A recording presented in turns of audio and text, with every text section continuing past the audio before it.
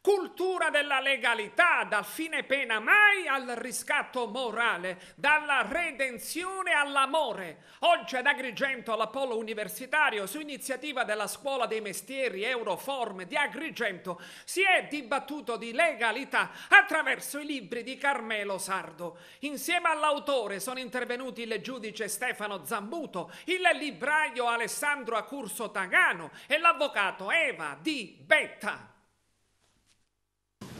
Grastonelli è oggi un intellettuale, è un uomo di cultura e a prescindere dalle conoscenze è un uomo nuovo,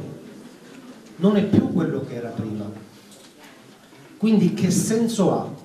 tenerlo in carcere a vita? Oggi l'Euroform è una scuola di legalità assieme a due nomi illustri, due cittadini agrigentini come lo scrittore e il giornalista Carmelo Sardo e il giudice dottore Zammuto.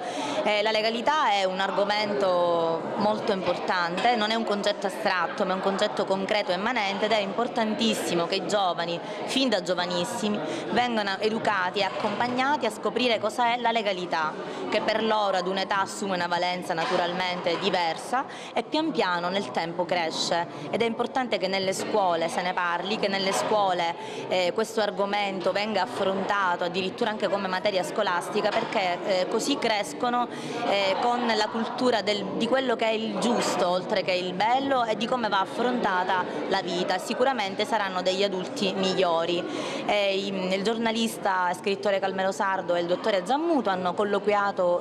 amabilmente con i giovani, hanno stimolato i nostri giovani, i nostri alunni e hanno interagito portando, appunto, raccontando la storia attraverso i libri scritti dal nostro Carmelo Sardo, hanno raccontato di quello che è la legalità, il recupero dei condannati in carcere, il recupero della persona attraverso la redenzione. Quando si affronta l'argomento della cultura della legalità c'è sempre il rischio di annegare in una retorica facile,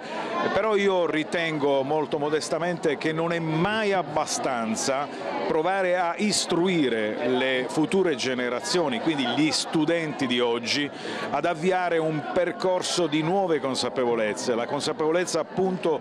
di una cultura della legalità che passi necessariamente attraverso la conoscenza di quello che ci accade intorno e che può arrivare probabilmente innanzitutto dalle letture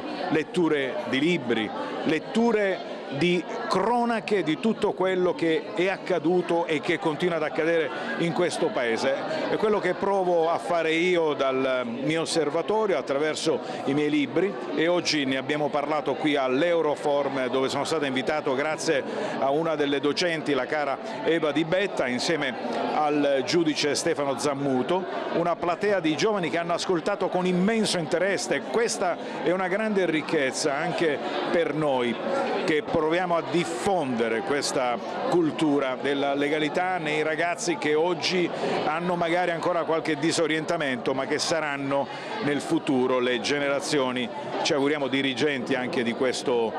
nostro Paese.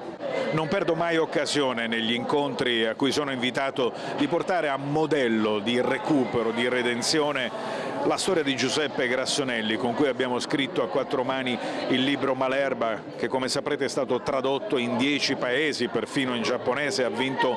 premi molto importanti. La storia di Grastonelli è veramente sintomatica di come si possa sbagliare, si possa e si debba pagare e ci si possa anche recuperare e diventare uomini nuovi. Il problema è che per tutti i Giuseppe Grastonelli sepolti nelle nostre carceri, in questa fase storica del nostro Paese non c'è una possibilità di sbocco,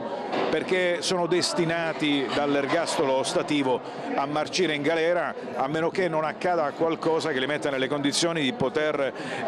mettere a frutto il loro percorso di resipiscenza nella società e non rinchiusi in celle fradice e umide. Accontentato dei risultati delle sentenze. A casa mia